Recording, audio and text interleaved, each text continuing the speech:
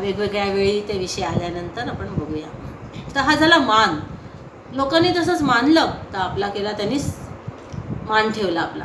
त्याच्यापेक्षा जास्त आपलं वर्णन केलं तर सन्मान केला, आणि त्याच्यापेक्षा कमी केलं तर अपमान केला. असे त्या मानला धरून सगळे गोष्टी असतात. आणि म्हणून आपल्याला वाटतं की हो, त्यांनी नंतर असं म्हणायला नको, माझ्याकडून हे घेतलं, त्याच्याकडून ते मागितलं. पण हरकत नाही, काय सगळे आपलेच आहेत ना, मग घ्यायला काय हरकत नाही. पुढे 8वा श्लोक. किती आता? 7वा. जीवनम विनयेन एव शोभते. जीवनम विनयेन एव शोभते. आणि नेहमी ह्युमिलिटी जी आहे, नम्रता जी आहे, विनय जे आहे, ते एकदम बेस्ट पॉलिसी आहे. जसं honesty is the best policy, त्याप्रमाणे. कारण बऱ्याच वेळा आपल्यालाच पुढे मागे कुठेतरी कोणाशी तरी कुठल्या तरी परिस्थितीमध्ये गरज लागू शकते. असं म्हणतात गुरुदेव की humility is a strange virtue. The moment you think you have it, you have lost it. म्हणजे मी निरभिमान आहे तर ह्याच्यातच किती मोठा अभिमान आहे. मी निरहंकार आहे याच्यामध्येच किती मोठा अहंकार आहे ना. तर त्याच्यामुळे मी जोपर्यंत आहे तोपर्यंत हे खरं जातच नाही. पण तरी आपण प्रयत्न केला पाहिजे तो जाण्यासाठी. म्हणजे व्यवहारामध्ये आपल्या मनाला पूर्ण माहिती पाहिजे की खरं मी म्हणजे कोण आहे. हा मी जो आहे तो कोण आहे. तर शुद्ध मी जो आहे तो आत्मतत्व आहे. शुद्ध मी जो आहे तो ब्रह्मतत्वच आहे. अहमिनाशभाजहमहं तया स्फुरतिरुत्स्वयं परमपूर्णसत्. अहमिनाशभाजहमहं तया स्फुरतिरुत्स्वयं परमपूर्णसत्. हा जो अहंकार आहे जो की पंचभौतिक आहे, पंचमहाभूतांच्या सात्विक अंशापासून बनलेला एक आहे. एक केवळ वृत्ती आहे, ती एक केवळ विचार आहे. तर तो जो अहंकार त्याला आपण बाजूला काढून टाकला म्हणजे काही टाकायला पण नको, कारण व्यवहारासाठी तो उपयुक्त आहे. मी म्हणणं, मी केलं, हे कोणाला पाहिजे, मला पाहिजे, हे पाहिजे, पण मनात नको. म्हणून त्याची आपण चौकशी फक्त करायची. We have to just enquire about that, think about that. अहंकाराचा फक्त विचार करायचा आहे. विचार केला की त्याचं जे महत्त्व आहे ते निघून जातं. मग तो फक्त कामचलाऊ राहून देते ते. तो त्याला आपण दूर केल्यानंतर अशा प्रकारे जो खरा मी आहे, खरा जो अहंकार आहे तो टिकतो. आणि तो कसा आहे, योग वासिष्ठामध्ये सांगतात ते सिद्ध की अहम असे दोन आहेत ना अक्षर त्याच्यामध्ये, अहंकारमध्ये. अहम म्हटलं की अशिरस्कम हकारांतम. ह शेवटी आहे ना, सुरुवातीला आहे. अशिरस्कम हकारांतम अशेषाकार संस्थितम अजस्रमुच्चरंतम स्वम तमात्मान उपासमहे. तर तो जो खरा अहम आहे, ब्रह्म आहे, आत्मा आहे, चैतन्य आहे, तो अजस्रम उच्चरंतम स्वम, सतत आपल्यामध्ये तो होतोय असा अहम सोहम. तो अहम सतत तिथे येतोय. स्फुरणा होते अशी आपल्या हृदयामध्ये सतत मी आहेची, त्या खऱ्या अहमची. आणि अजस्रमुच्चरंतम स्वम अशेषाकार संस्थितम. आणि सगळ्याचं रूप त्यांनीच घेतलेलं आहे. Everything is the projection of this अहम, आय वृत्ती. म्हणजेच मन, आपल्या या मनाचं सगळं प्रक्षेपण आहे. आणि मन म्हणजे हे अहंकाराचं आहे. मानसं तु किं मार्गणे कृते नैव मानसं मार्ग आर्जवात् वृत्तयस्त्वहं वृत्तिमाश्रिताः वृत्तयो मनो विद्यहं मनः विद्धि अहं मनः. अहम वृत्ती ही मन आहे. तर ह्याप्रमाणे इथे खरा अहम तो आहे. पण आपण त्याला सोडून देऊन हा जो पंचभौतिक आहे, जो कधी असतो कधी नसतो, गाढ झोपेमध्ये कुठे असतो तुमचा अहंकार. आपण कधी एखादी गोष्ट पूर्ण गुंग होऊन करतो, पूर्ण झोकून देऊन करतो, पूज्य भावापोटी गुरूंच्या संस्थेच्या, त्यावेळेला कुठे असतो अहंकार.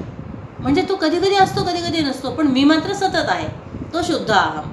तर ह्याला आपण जास्त मी म्हणून समजता कामा नये. मग कोणी अपमान केला, कोणी आपल्याला काही दिलं किंवा नाही दिलं, हे शरीराला कोणी मान दिला किंवा नाही दिला, तरी पण आपल्याला जाणून घेत नाही आपण, कारण ते मी नाहीच आहे माहिती आहे. शरीर पण मी नाही आणि तो अहंकार पण मी नाही, मन पण मी नाही, बुद्धी पण मी नाही. जी की समजते आणि जे की रिपोर्ट करतं मन आपल्याला, बघ तुझा अपमान झालाय, चिड, क्रोधाविष्ट हो, काय ऐकून घेतो तू, असं ते आपल्याला चिथावणी देतं. ते मन पण आपण नाही आहे. Reporter is not there, that is just a fictitious entity. बुद्धी पण आपण नाही आहे. बुद्धीमध्ये सहसा या माना अपमानाच्या कल्पना असतात. बुद्धीला पण आपण सांगितले पाहिजे, शास्त्रामध्ये तिला प्रशिक्षित केले पाहिजे की नाही तू काय सांगते मला एवढं तू आहे म्हणून. इथं कितीही सुंदर असलं विश्वसुंदरी, पण तरी ते जे अनंत सौंदर्य आहे. आता तुम्ही मला सांगा, आता सुंदरचा विषय निघाला म्हणून ना, 1 मिनिट. सुंदर सुंदर आपण म्हणतो, आपल्याला सौंदर्याची सगळ्यांना आकर्षण असतं, ओढ असतो, ध्यास असतो. कारण का? आपलं स्वरूप सुंदर आहे म्हणून. आपल्याला सुंदर अक्षर आवडतं, सुंदर दिसणं, सुंदर बोलणं, सुंदर चालणं, सुंदर वागणं, सुंदर गाणं, सुंदर करणं, सगळं आपल्याला आवडतं. ते का? कारण आपलं स्वतःचं स्वरूप सुंदर आहे. एखाद वेळेस आता तुम्ही असं लक्षात घ्या की एक कोणीतरी आहे, ते कोणाला तरी खूप आवडते. आता त्याचा सहवास हवावासा वाटतो, असं बसावं त्यांच्याजवळ, बोलावं, बघावं असं वाटतं. आता समजा त्यातलं चैतन्य गेलं तर वाटेल का? यावत पवनो निवसती देहे तावन पृच्छति कुशलम गेहे गतवती वायौ देह अपाये भार्या बिभ्यती तस्मिन् काये. ज्यावेळेला चैतन्य निघून जातं, ती व्यक्ती कितीही आपण तिचे फॅन असू, पण तिला आपण लवकरात लवकर कसं नेता येईल बाहेर ते पाहतो. आणि तोपर्यंत पण 4 लोकांना बोलवतो तुम्ही थांबा इथे. म्हणजे आपलं प्रेम कोणावर आहे? चैतन्यावर आहे. म्हणजे आपल्याला आकर्षण कोणाचं आहे? चैतन्याचं आहे. ते जे ब्रह्म आहे त्याचं आपल्याला आकर्षण आहे. आणि तेच ब्रह्म कुरूप व्यक्तीत पण आहे ना. तेच चैतन्य सगळ्यांच्यामध्येच आहे. तर म्हणून आपल्याला खरं ते आवडतं, खरं त्याच्यावर आपलं प्रेम असतं, खरं त्याचं आकर्षण असतं. ज्ञानेश्वर महाराज म्हणतात, माऊली म्हणतात ज्ञानेश्वरीमध्ये, एक खूप सुंदर, जसे की आपण हिरोईन्सचे वगैरे फॅन असतो ना, तर तशी उर्वशी, अप्सरा वगैरे, तर म्हणे गाढ झोपलेला आहे. तर ती जी आहे, ज्यांच्यासाठी तो जागृत अवस्थेत फॅन आहे, ती येऊन बसली त्याच्या उशाशी. त्याला काही समजणार आहे का? आणि समजा एक नागिन येऊन बसली उशाशी, तर काय त्याला भीती वाटणार आहे का? नाही, कारण तो दुसऱ्या अवस्थेत गेला आहे. म्हणजे ह्या जागृत अवस्थेतल्या ज्या गोष्टी आहेत त्या दुसऱ्या अवस्थेत उपयोगी नाहीत आपल्याला. तिथे त्या मिळूनसुद्धा फायदा नाही तुम्हाला, आहे ना. तर म्हणजे त्याची अहमता काय, ती फक्त याच अवस्थेत आहे. म्हणजे त्याचं काय, आणि खरं म्हणजे चैतन्यच ते आहे की जे आपल्याला हवं असं वाटतं. खूप विचार करण्यासारखं या गोष्टी. चला पुढे जाऊया. 8वं सूत्र.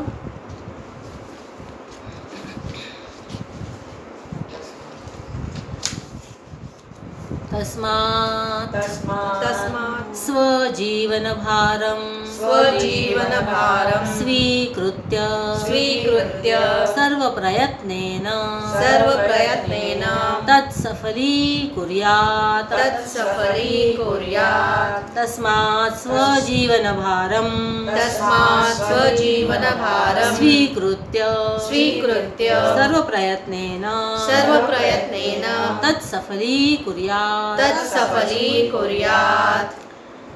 आता या मागच्या सूत्राबद्दल पण गुरुजी आणखीन सांगतात की जसे हे मॉस्किटो रिपेलंट असतं की नाही, तर त्याप्रमाणे ज्या माणसाला अहंकार असतो, अहंभाव असतो, तर तो मॅन रिपेलंट होतो. म्हणजे त्याच्याजवळ माणूस कोण टिकत नाही.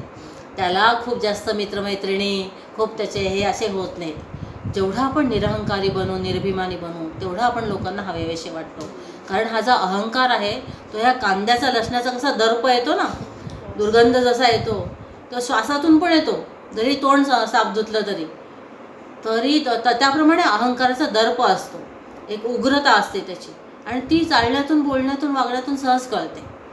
मी माझं जे आहे अहंकार त्याचं. तर त्याच्यामुळे मग आपल्यापासून लोक दूर जातात. मग आपण लोकांना, आणि मग लोकांना काय आपण प्रेरणा देणार, आणि आपल्याला काय लोकांसमोर काय आपण आदर्श ठेवणार जर का ते आपल्याजवळ टिकलेच नाहीत तर. म्हणून अहंकार शक्यतो आपण शोधून आपलं परीक्षण करून आपलं वागणं, बोलणं याची रोज रात्री टेस्ट घेऊन तो असं दूर केला पाहिजे की हां याच्यामध्ये खरा, आणि आपल्याला माहिती असतं ते की खरा इथे अहंकार आहे, खरं दुसऱ्याचं बरोबर आहे तरी आपण ऐकत नाही आहे ना. खरं माझं हे इथे मोठ्याने बोलणं चूक होतं, त्यांचं वय मोठं आहे, मी तिथे नम्रपणे बोललं पाहिजे, त्यांचा अनुभव जास्त आहे, त्यांची सेवा जास्त आहे, त्यांचं ज्ञान जास्त आहे ना. तर त्यावेळेला आपण कशी भूमिका घेतली पाहिजे. तर हे असं आपण विचार केला तर समजू शकतं. तर तसं करून ते काढण्याचा प्रयत्न केला पाहिजे. आणि म्हणून इथे गुरुजी सांगतात की तस्मात् स्वजीवन भारम स्वीकृत्य स्वप्रयत्नानं तत् सफलीकुर्यात्. म्हणून प्रयत्नपूर्वक आपण आपलं जीवन जे आहे ते उत्तम असं घडवलं पाहिजे, बनवलं पाहिजे, यशस्वी केलं पाहिजे आणि आनंददायक केलं पाहिजे. या जीवनामध्ये, जगामध्ये आपण आलोय या जगातला श्वास घेऊन आपण राहतोय, इथे सगळं काही या जगातलंच घेतोय, तर कमीत कमी आपल्याला काही देता आलं तर सुख तरी थोडंसं देऊन जावं, लोकांना थोडं स्माईल तरी देऊन जावं, थोडंसं काहीतरी कोणाला एक चांगलं वळण देता आलं तर द्यावं. आणि खूपशा अशा गोष्टी आहेत ज्या आपण देऊ शकतो. आता तुम्ही सगळे आहात, तर तुम्हाला कितीतरी गोष्टी अशा माहिती आहेत की सध्याच्या पिढीला ज्या माहिती नाही आहेत. योग्य काय अयोग्य काय हे त्यांना माहितीच नाही आहे. चोरी करणं म्हणजे वाईट हे त्यांना माहितीच नाही, दुसऱ्यांची वस्तू घेणं वाईट माहिती नाही, नम्रपणा नसणं उद्धटपणा हे चांगलं आहे त्यांना वाटतं तसं. तर ह्या कितीतरी गोष्टी आपण त्यांना प्रेमाने बोलून जवळ घेऊ शकतो. आणि प्रेम ही खूप चांगली मोठी परिवर्तनाची शक्ती आहे. कायदे कानून करून नियम करून नाही होणार, पण प्रेमाने ते होऊ शकतं. ते गुरुजी स्वतः पण पुढे सांगते.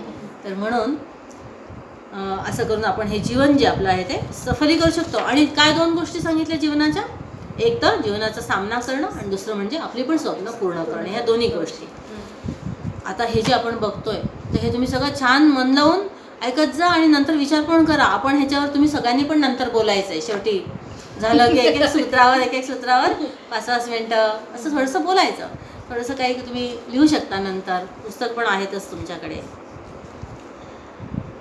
तर इथे असं म्हणतात की आपण हे जीवन देवाने दिले तर ते आपण संपवण्याचा पण प्रयत्न नाही केला पाहिजे आणि खूप वाढवण्याचा, ओढून ताणून वाढवण्याचा पण प्रयत्न नाही केला पाहिजे. आणि यशस्वी कसं होईल हे जाणीवपूर्वक पाहिलं पाहिजे. आपल्या एक क्षणाचा विचार उपयोग करून चांगला, क्षणार्धमपि व्यर्थम न नेयम, अजिबात वेळ फुकट घालू नका. कारण आपल्याला माहिती नाही आहे की किती वेळ आपल्या हातात आहे. एक बघूया आता आपण आणि मग थांबूया. सर्वे जनाः सफलतां आप्तुं योग्याः समर्थाश्च सर्वे जनाः सफलतां आप्तुं योग्याः समर्थाश्च. सगळेजण आपण जे आहोत, सर्वे जनाः सफलतां आप्तुं योग्याः, तर सगळ्यांना यशस्वी होण्याजोगे आहेत ते. आपण सगळे लोक अगदी लायक आणि पात्र आहोत, आपण योग्य आहोत आपण यशस्वी होण्यासाठी. शृण्वन्तु ये अमृतस्य पुत्राः, तुम्ही सगळे, आपण सगळे अमृताची, त्या परमात्म्याचीच मुलं आहोत, तिथून आलेले आहेत. आता तुम्ही आपापलं गोत्र सांगत असाल, माहिती नसेल तर कश्यप म्हणतो आपण. तर हे लोक कुठून आले सगळे? अत्री, वसिष्ठ, भार्गव, कौंडिन्य, भारद्वाज, कश्यप, हे सगळे कुठून आले? ब्रह्मदेवांपासून आले. ब्रह्मदेव त्या ब्रह्मापासून आले. म्हणजे आपल्या सगळ्यांचं खरं एक गोत्र परब्रह्म आहे. तर त्यामुळे आपण सगळे ते जे अमर अविनाशी असं तत्व आहे त्याचे आपण अंश आहोत, त्याचेच आपण मुलं आहोत, त्याचे आपण प्रकटीकरण किंवा त्याची फक्त रूप आपण आहोत. तर त्यामुळे निश्चितच we are born to succeed. आपण पराभव होण्यासाठी, रडत बसण्यासाठी आणि तक्रार करत बसण्यासाठी नाही आलेलो आहे ते.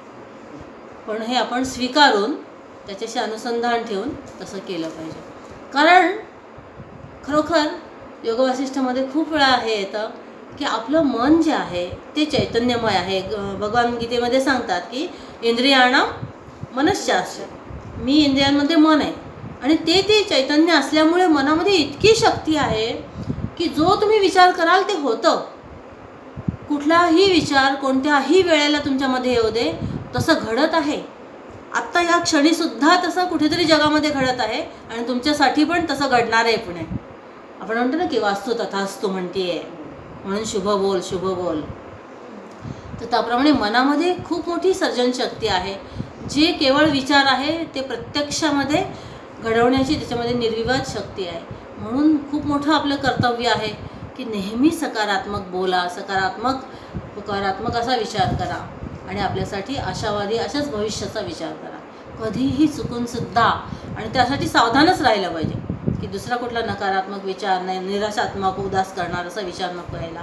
तशा स्मृती पण नको ठेवायला आपण, ज्या की दुःखदायक आहेत, क्लेशकारक.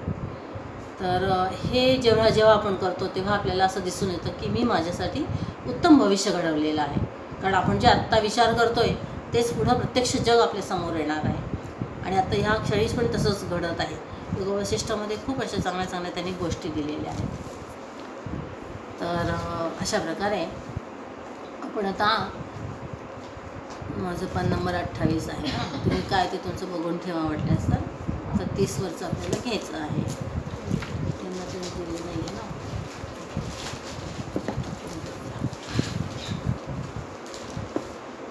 आपण एक मिनिट परमेश्वराचं नाव घेऊ आणि मग शांतीपाठ म्हणूया.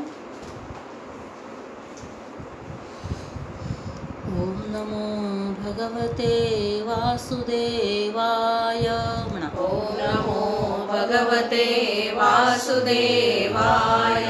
ओम नमो भगवते वासुदेवाय. ओम नमो भगवते वासुदेवाय. ओम नमो भगवते वासुदेवाय. ओम नमो भगवते वासुदेवाय. ओम नमो भगवते वासुदेवाय. ओम नमो भगवते वासुदेवाय.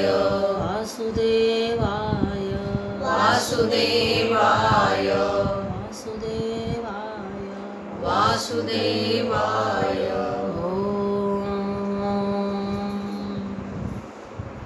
स्वस्ति प्रजाभ्यः परिपालयन्तां न्यायेन मार्गेण महीं महिषाः. गोब्राह्मणेभ्यः शुभमस्तु नित्यं. लोकाः समस्ताः सुखिनो भवन्तु. काले वर्षतु पर्जन्यः. पृथिवी सस्यशालिनी. देशोऽयं क्षोभरहितः. ब्राह्मणाः सन्तु निर्भयाः.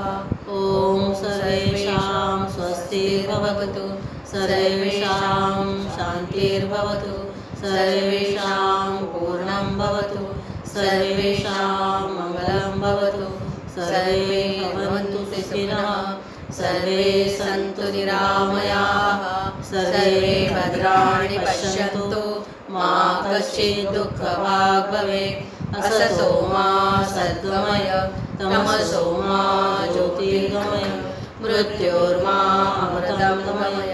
ॐ पूर्णमदः पूर्णमिदं पूर्णात् पूर्णमुदच्यते.